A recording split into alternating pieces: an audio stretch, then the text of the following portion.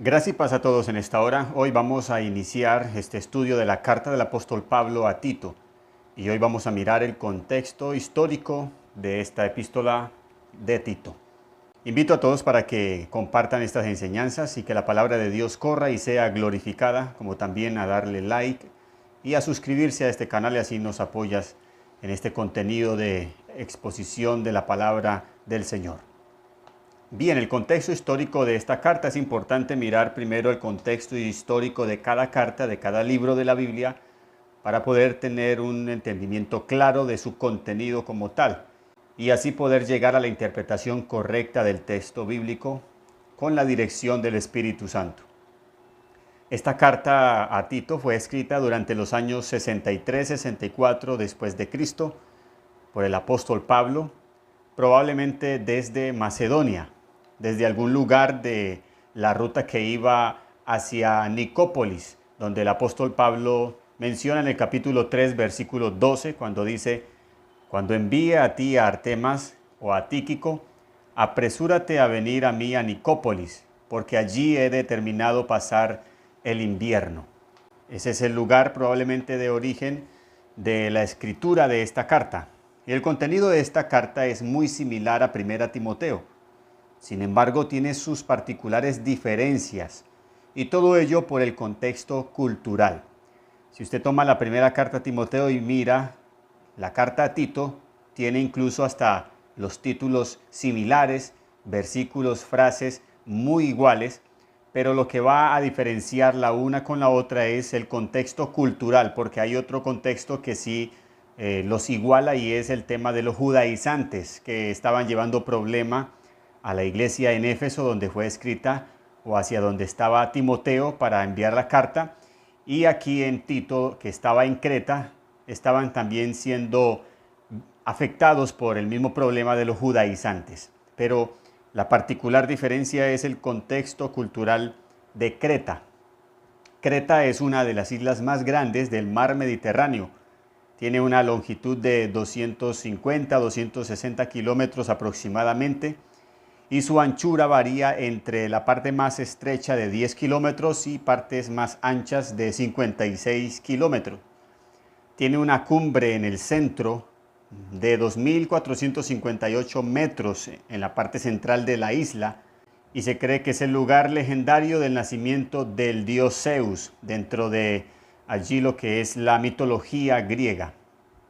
En Hechos capítulo 2, versículo 11, comenzamos a ver un registro donde personas de esta isla de Creta fueron testigos de la venida del Espíritu Santo. Esto sucedió en el día de Pentecostés, cuando vino el Espíritu Santo. Los discípulos comienzan a hablar en otros idiomas y luego allí menciona desde el versículo 9 hacia adelante, personalidades de todo el mundo estaban concentrados en Jerusalén y son mencionados allí los cretenses. El versículo 11 nos dice: cretenses y árabes, les oímos hablar en nuestras lenguas las maravillas de Dios.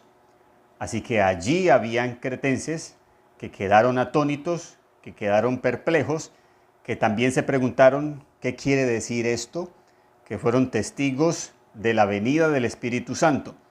Estos cretenses eran probablemente judíos, estaban en la celebración del día de Pentecostés, así que eran judíos cretenses que quedaron con la semilla del Evangelio.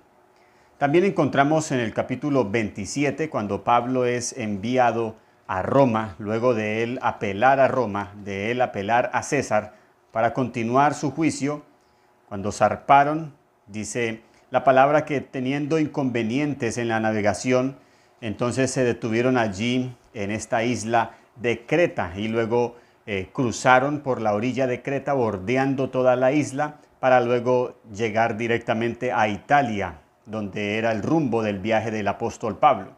Y el contexto cultural de esta ciudad, de esta carta, nos lo informa el mismo apóstol Pablo en la carta a Tito. El capítulo 1, versículo 12, hay una frase célebre que nos habla y nos muestra el carácter de los cretenses.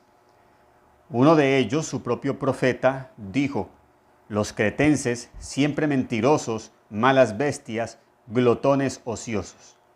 Esta frase fue dicha por el poeta Epiménides, un poeta cretense, que estaba allí manifestando lo que era el mismo carácter de los habitantes de la isla de Creta, que por cierto se acuñó la expresión cretenciar como sinónimo de mentir, de ser malas bestias, de ser glotones ociosos, de ser malas personas, de ser personas desenfrenadas.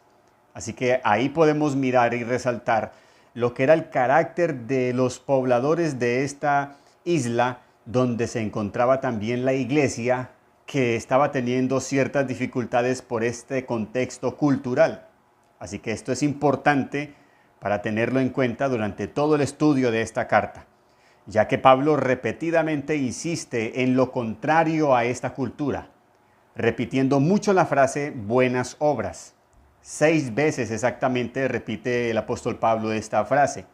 Y podemos encontrarlo al final del versículo 16, donde dice, reprobados en cuanto a toda buena obra.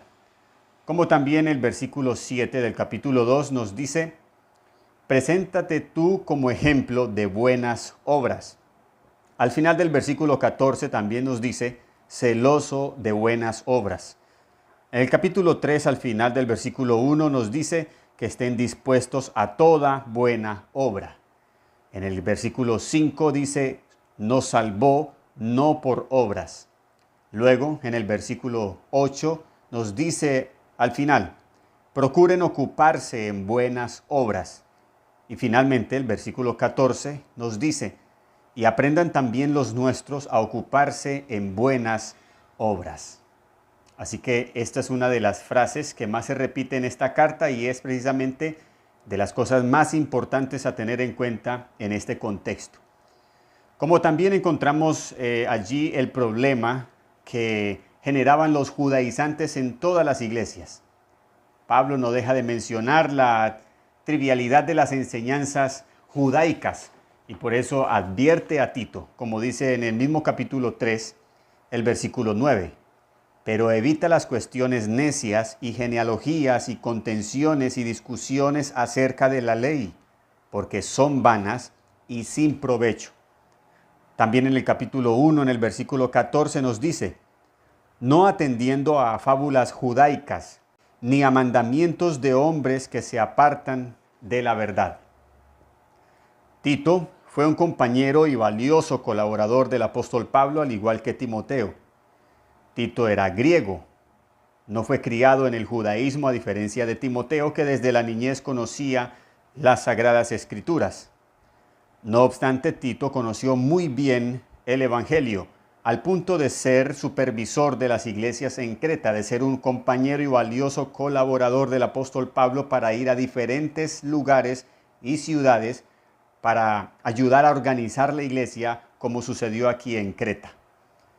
Tito es mencionado mucho en las cartas que el apóstol Pablo escribió a los Corintios, más exactamente en 2 Corintios, el capítulo 7, versículo 13 y 14, allí menciona el apóstol Pablo a Tito diciendo, por esto hemos sido consolados en vuestra consolación, pero mucho más nos gozamos por el gozo de Tito, que haya sido confortado su espíritu por todos vosotros.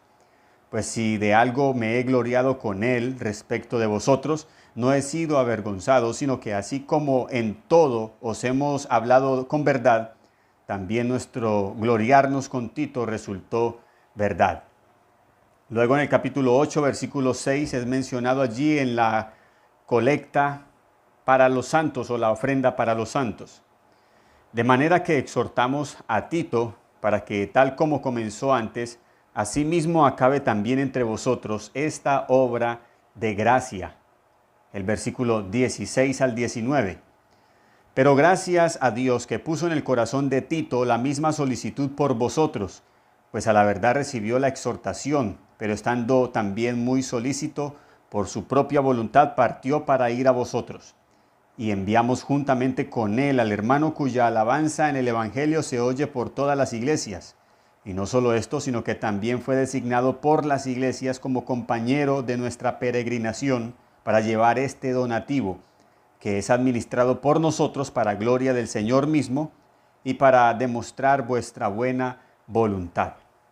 Luego en el versículo 23 dice, en cuanto a Tito, es mi compañero y colaborador para con vosotros, y en cuanto a nuestros hermanos, son mensajeros de las iglesias y gloria de Cristo. Así que aquí encontramos registro del carácter, de la confianza que tenía Pablo en Tito para cubrir las necesidades en diferentes iglesias, como lo fue aquí en Corinto, para colectar las ofrendas, sabiendo el problema que había en Corinto por parte de Pablo para ir a colectar las ofrendas, no queriendo él mismo ir a colectar, puesto que habían algunos que estaban señalando a Pablo como vividor del evangelio.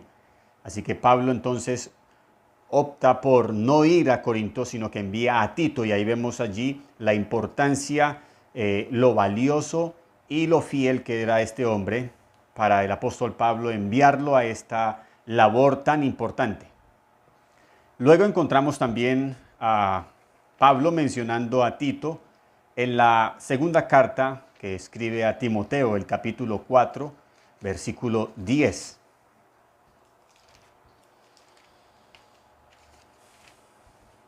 Dice, porque Demas me ha desamparado amando este mundo y se ha ido a Tesalónica. Crescente fue a Galacia y Tito a Dalmacia. Así que fue un creyente de mucha confianza para Pablo, no solo para colectar las ofrendas como vimos allí en Corinto, sino también para poner orden en las iglesias de Creta, como ya lo vemos aquí en la misma carta, en el capítulo 1, versículo 5. Por esta causa te dejé en Creta, para que corrigieses lo deficiente y establecieses ancianos en cada ciudad, así como yo te mandé. Este verso nos deja ver que en la isla de Creta habían varias iglesias, en cada ciudad, dice, de la isla de Creta. Y este versículo también nos deja ver que en cada iglesia había variedad de ancianos, de pastores ancianos que gobernaban cada iglesia por medio de la palabra del Señor. Cabe resaltar aquí también que las iglesias en el tiempo primitivo eran pequeñas congregaciones que se reunían en casas. A veces tenemos una noción de que las iglesias primitivas eran muy grandes, con capillas muy grandes. Cuando la iglesia fue grande, fue después de la conversión masiva de Pentecostés, donde luego Dios los dispersó a todos para que el evangelio llegara a todo el mundo, puesto que la voluntad de Dios no era que ellos se reunieran allí en Jerusalén, miles y miles de convertidos, quizás como una forma de presunción, sino que el propósito de Dios es que el evangelio llegue hasta lo último de la tierra, y por eso Dios mismo los dispersó para este objetivo. A menudo vemos a Pablo en los saludos de sus cartas diciendo a la iglesia que está en su casa. Así era la conformación de los grupos en la iglesia primitiva. Como también hay registro histórico de la casa de Pedro, que fue un lugar de culto también. Así que el concepto de iglesia hoy ha cambiado un poco. Está influyendo mucho el concepto de estas mega iglesias, donde son miles y miles de creyentes que ni siquiera se conocen entre sí. Ni siquiera el mismo pastor de esas congregaciones conoce a todas las ovejas. Estos pastores muchas veces son hasta escoltados y salen de los servicios por una puerta trasera, donde luego son llevados a sus casas. Son tan famosos, tan poderosos económicamente, que ya andan medrosos y con miedo de esta condición. Ahora, los textos claves que vamos a tener en cuenta siempre en la carta de Tito es el capítulo 1, versículo 5, donde vimos hace poco, por esta causa te dejé en Creta. Ese es el objetivo, para que corrigieses lo deficiente y establecieses ancianos en cada ciudad, así como yo te mandé. Establecer ancianos, corregir lo deficiente. Y también el capítulo 3, versículo 8, sería el segundo versículo clave. Palabra fiel es esta. Y en estas cosas quiero que insistas con firmeza, para que los que creen en Dios procuren ocuparse en buenas obras. Estas cosas son buenas y útiles a los hombres. Por eso vimos que Pablo repetía mucho la frase, y va a repetir mucho la frase buenas obras, en contraposición al carácter cultural de los cretenses. Así que al estudiar esta carta vamos a disfrutar de resoluciones prácticas y didácticas, como también de detalles de teología, de sana doctrina para tener un equilibrio maravilloso en 3 capítulos. Como vamos a observar en el capítulo 3, unos destellos teológicos maravillosos, donde allí nos muestra finalmente que es Jesucristo el eje central del objetivo de esta carta, siendo Cristo el autor y consumador de nuestra fe, siendo Jesucristo el inspirador y la esperanza de la iglesia. Toda la corrección, todo el orden, toda la normativa y todas las palabras que hay en esta carta son con el fin de preparar a una iglesia para la venida de nuestro gran Dios y Salvador Jesucristo. Gracia y paz.